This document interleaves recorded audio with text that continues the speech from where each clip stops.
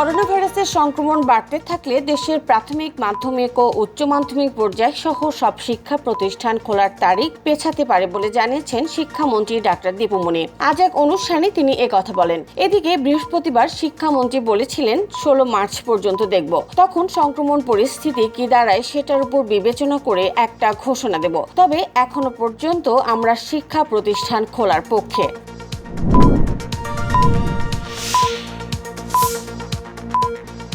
আওয়ামী লীগের সাধারণ সম্পাদক ওবায়দুল কাদের বলেছে, বিএনপি ঠুনকো ইস্যু নিয়ে মাঠ গরমের অপচেষ্টা করছে। শুক্রবার সকালে তার সরকারি বাসভবনে নিয়মিত ব্রিফিংকালে তিনি এসব কথা বলেন। বিএনপি আন্দোলনের রংরূপ এদেশের মানুষের অজানা নয় মন্তব্য করে কাদের বলেন, সংবিধান অনুযায়ী যথাসময়ে নির্বাচন অনুষ্ঠিত হবে। কোনো আইনে বলে নয়, শেখ হাসিনার সরকার টিকে আছে জনমানুষের আস্থার বলে।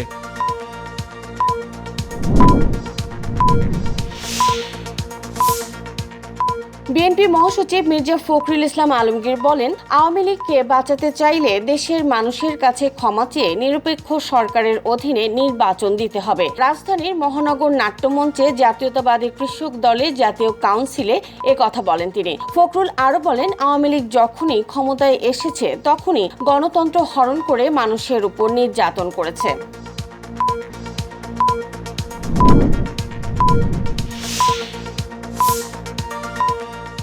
দেশে একদিনে করোনায় মারা গেছে আরও 13 জন।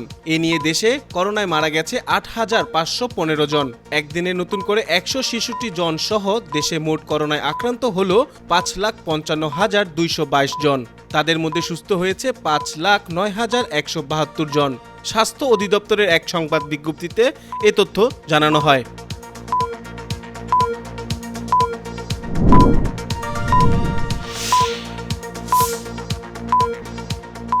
রেলমন্ত্রী নুরুল ইসলাম সুজন বলেছেন, রেলওয়ে সার্বিক উন্নয়ন ধারা অব্যাহত রাখতে সরকার ব্যাপক পরিকল্পনা গ্রহণ করেছে। তারই ধারাবাহিকতায় আব্দুলপুর থেকে রাজশাহী পর্যন্ত ডাবল লাইন ও রাজশাহীতে বহুতল ভবন স্থাপনের বিষয়টি নিয়ে চিন্তা ভাবনা চলছে। দুপুরে রাজশাহী রেল স্টেশন পরিদর্শনে এসে তিনি এসব কথা বলেন।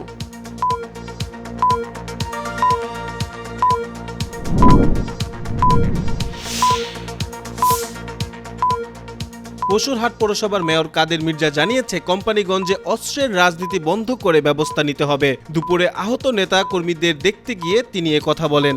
এদিকে দুই গ্রুপের সংঘর্ষে সিএনজি চালক আলাউদ্দিন হত্যার অভিযোগে তার ভাই এমদাদ গেল রাতে মেয়র কাদের মির্জাকে প্রধান আসামি করে মামলা দিতে গেলেও এজাহারে সমস্যা আছে জানিয়ে তা আমলে নেয়নি পুলিশ।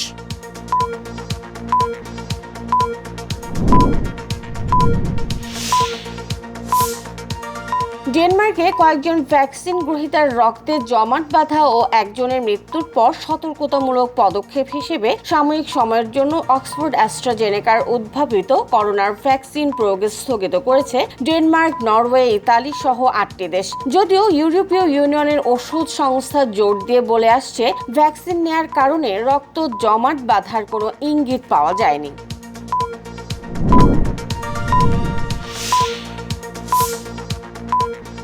যুক্তরাষ্ট্রের প্রেসিডেন্ট জো বাইডেন বলেছে, করোনা ভাইরাসের টিকা দেওয়া হলে আগামী 4 জুলাইয়ের মধ্যে যুক্তরাষ্ট্র করোনা ভাইরাস থেকে মুক্ত হবে। একই সঙ্গে আগামী 1 মের মধ্যে প্রাপ্তবয়স্কদের টিকা দিতে রাজ্যগুলোকে নির্দেশ দেওয়া হয়েছে বলে জানান তিনি। 4 জুলাই যুক্তরাষ্ট্রের স্বাধীনতা দিবসও। এই দিনে প্রতীকীভাবে মহামারী করোনা থেকে আমেরিকানরা স্বাধীনতা পাবে বলেও উল্লেখ করেন বাইডেন।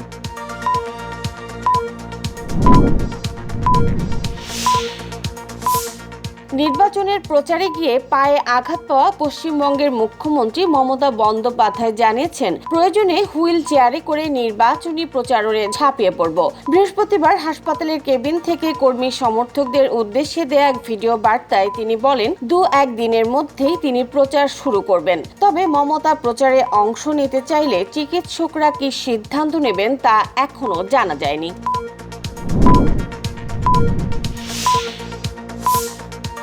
ইউরোপা লিগের শেষ 16 প্রথম লেগে ইউনাইটেড ও এসি মিলান 1-1 গোলে ড্র করেছে। প্রথমার্ধে গোলের দেখা না পেলেও তবে বিরতি থেকে ফিরেই আমাদ দিয়ালের গোলে লিড নেয় ম্যানিউ। নির্ধারিত সময় পর্যন্ত এই ব্যবধান ধরেও রাখে স্বাগতিকরা। তবে ম্যাচের অতিরিক্ত সময় 2য় মিনিটে গোল করে ম্যাচের গতিপথ পরিবর্তন করে দেয় এসি মিলানের সিমন কেয়ার।